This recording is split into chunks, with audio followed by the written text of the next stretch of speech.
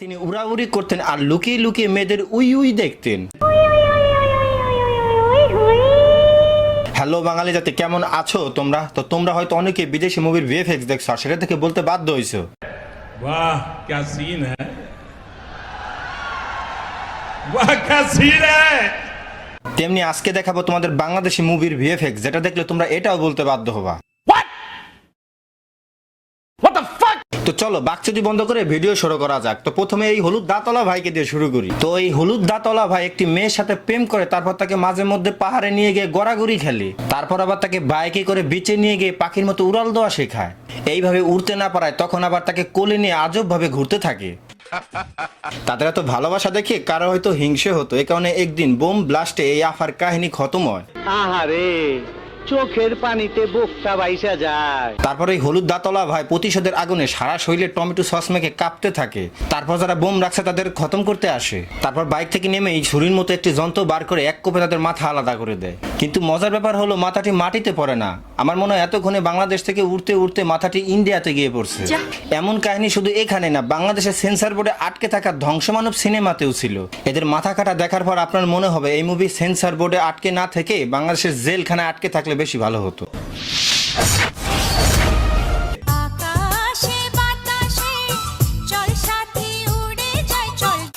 আমার মনে হয় এতক্ষণে এই তিন মাথা চাঁদে পৌঁছে গেছে। আপনারা তো অনেকেই আমেরিকার সুপারম্যান দেখছেন, তেমনি আমাদের দেশেও সুপারম্যান ছিল। তাই তিনি উড়াউড়ি করতেন আর লুকিয়ে লুকিয়ে মেয়েদের উই উই দেখতেন। কিন্তু এখানেই শেষ না, আমাদের দেশে সুপার পাওয়ার ছাড়াই অনেকেই উড়তে পারে, হাওয়ায় ঘুরতে পারে, উড়ে উড়ে ডিগবাজিও দিতে পারে। কিন্তু অপরদিকে সর্বনাশা সিনেমায় আমাদের মারুফ ভাই শুধু আকাশে উড়তেনই না, তিনি রীতিমতো উড়তে উড়তে হাঁটাহাঁটিও করতেন। আমাদের দেশে যে মানুষই উড়তে পারে তা না, রক্ত উড়তে পারে। এখন ওর মৃত্যু হচ্ছে না, দেখছেন রক্ত কিভাবে আসমানের দিকে উড়ে যাচ্ছে। এদের কথা তো বাদই দিলাম, আমাদের বাংলাদেশের সুপারস্টার শাকিব খানও কারো থেকে কম না।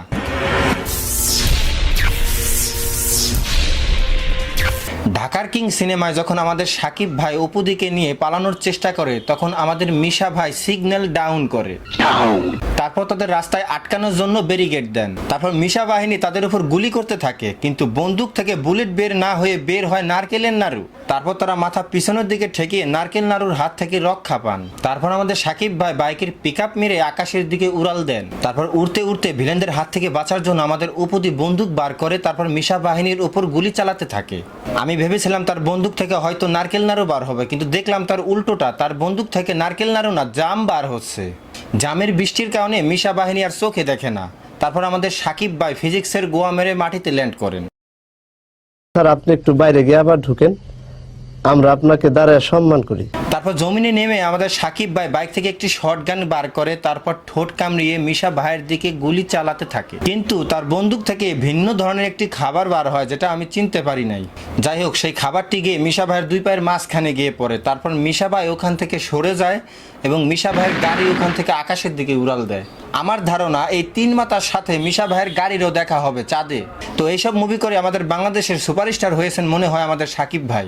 আপনাদের কি মনে হয় কমেন্ট করে জানিয়ে দিন। তো আজকে এই পর্যন্তই। ভিডিও ভালো লাগলে লাইক কমেন্ট শেয়ার করতে ভুলবেন না। আর তোমরা যদি নতুন হয়ে থাকো তাহলে চ্যানেলটিকে সাবস্ক্রাইব করতে ভুলো না।